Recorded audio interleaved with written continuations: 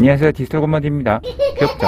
오늘은 여러분이 질문하신 내용이 있어서 한번 말씀드리도록 하겠습니다. 2024년도 어느새 1분기가 금방 지나갔는데 아마 사업하시는 분들은 올해 초에 전화를 다들 받으셨을 거예요. 매년 전국적으로 사업체 조사라는 걸 실시하는데 사실 이게 별게 아닌데 은근히 걱정하시는 분들이 많으신 것 같아서 한번 정리해 보겠습니다. 보시다시피 이런 식으로 매년 사업체 조사를 실시를 하는데 전화를 받으신 분도 있고 문자로 받은 분들도 있을 거고요. 가끔은 그냥 연락 없이 바로 집이나 사무실로 와서 조사한 분들도 계실 거예요. 사실 이미 4월이라서 조사 기간은 좀 지나가서 약간 뒷북이긴 하지만 그래도 새로 사업자 내시는 분들도 있고 하니까 간단하게 정리해 보겠습니다. 일단 사업체 조사는 전국적으로 경제 상태를 파악하고 각 사업체 대상 규모와 분포를 확인하는 등 자료를 만들기 위해서 조사한다고 보시면 되는데, 그래서 사업 종류나 형태, 종사자 등을 물어보게 됩니다. 이런 질문들에 대해서 이상하게 생각하지 마시고 솔직하게 답해 주시면 되는데, 사업자를 처음 내셨거나 특히 위탁 판매하시는 분들은 투잡이나 부업을 하는 경우가 많죠. 그래서 은근히 걱정을 하시는 경우가 많은 것 같아서 그럴 필요가 없다는 것을 말씀드리려고 합니다. 많이들 궁금해 하시는 것을 먼저 정리해 볼게요. 1. 사업자 조사를 하면서 문제가 생길 수 있는지. 2. 내 명의의 사업자가 아닌 경우 어떻게 하는지. 3. 자택에서 사업자를 낸 경우 어떻게 하는지. 4. 비상주 사무실로 사업자를 낸 경우 어떻게 하는지. 5. 현장 조사할 때 주의할 점이 있는지. 보통 이런 경우가 많은 것 같은데 순서대로 간단하게 말씀드리겠습니다. 먼저 첫 번째, 사업체를 조사하는 것 자체는 전혀 걱정하실 필요가 없습니다. 사업체를 조사하는 것 자체가 아무래도 대부분 본업으로 하시는 게 아니다 보니까 괜히 뭐 잘못한 건 없나 생각하는 경우가 있는데, 일단 이 조사 자체가 공무원들이 정식으로 한다기보다는 간단한 실태조사 정도입니다. 이런 식으로 아르바이트를 고용해서 조사하는 거니까 걱정하실 필요는 없고요. 사업자 장소가 어디든 부업으로 하든 다른 명의로 하든 솔직히 조사원들은 별 관심이 없습니다. 말 그대로 현재 사업자 상태를 조사하는 거라서 실제 그대로 답을 해주시면 되고요. 우리도 불법적으로 운영을 하는 게 아니니까 걱정 안 하셔도 됩니다.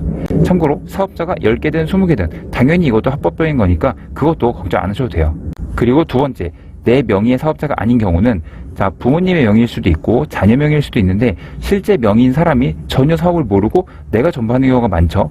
이 역시 걱정하시는 분들이 많은데 아까 말씀드린 것처럼 조사원들은 크게 신경 쓰지 않으니까 걱정 안 하셔도 됩니다. 식당도 사업자 명의랑 실제 운영하는 점장이랑 다른 경우가 있는 것처럼 사업자 명의인 부모님이 연로하셔서 컴퓨터를 전혀 모르는데 어떡하지? 그러면서 괜히 걱정하거나 그러실 필요 없고요. 가족끼리 같이 하는 사업이고 내가 주로 운영한다 이렇게 말씀하셔도 전혀 문제 없습니다. 조사 나올 때 대표자가 있으면 좋긴 하지만 사전에 설명하고 내가 응대해도 괜찮으니까 이것도 참고해 주시고요. 그리고 다음으로 자택이나 비상주 사무실로 사업자를 낸 경우 각각 어떻게 대응을 하는지 이건데, 일단 자택에서 사업자를 낸 경우 왠지 나 스스로 생각하기에 제대로 된 사업을 하는 것 같지가 않아서 걱정하시는 경우가 있어요. 근데 요즘 각자 집으로 사업자 내는 경우가 정말 많고 전혀 문제도 없습니다. 그리고 당연히 집인 만큼 방문한다고 했을 때 집이 더럽거나 사무실처럼 안 보이면 어떡하지? 그런 걱정도 안 하셔도 돼요. 어차피 오는 조사원들도 아까 말씀드린 것처럼 정식 공무원보다 아르바이트생들도 많고요. 집이라는 것에 대해서 문제 삼지 않습니다. 우린 온라인 사업이니까 책상 하나 놓고 컴퓨터 하나 놓을 공간만 있으면 되니까 그렇게 말하시면 되고요. 혹시라도 집에 사업자가 2개 있다고 하면은 방 하나씩 한다고 말을 하거나 혹은 방 하나 거실 하나 그런 식으로 운영하고 있다 라고 하시면 됩니다. 물론 보기에 약간 그럴 수도 있긴 하겠지만 그렇다고 조사원들이 막 뭐라고 하면서 사업자 등록을 취소한다든지 그럴 일은 절대 없으니까 걱정 안 하셔도 괜찮아요. 그리고 비상주 사무실로 사업자를 낸 경우 사무실 실사를 나온다고 연락을 받으면 먼저 비상주 사무실 업체에 연락을 하시면 되는데, 보통 실사는 대출받을 때 하는 경우가 많은 편이고 비상주 사무실 업체 측에 말을 하면은 그날만 실사 대응을 할 수 있게 사무실 하나를 잠깐 비워주는 편입니다. 평소에는 내가 직접 가서 자리가 없지만 실사를 나오는 그날은 내가 한 개 호실을 빌려서 하는 것처럼 꾸며주는 방식인데 거창하게 큰 사무실 해주는 것까지는 아니고요. 보통 이런 식으로 이미지처럼 작은 공간에 책상 하나 있는 거, 여기로 문을 열어주고 그리고 이 문에 회사 이름을 출력해서 명패처럼 붙여놔 줍니다.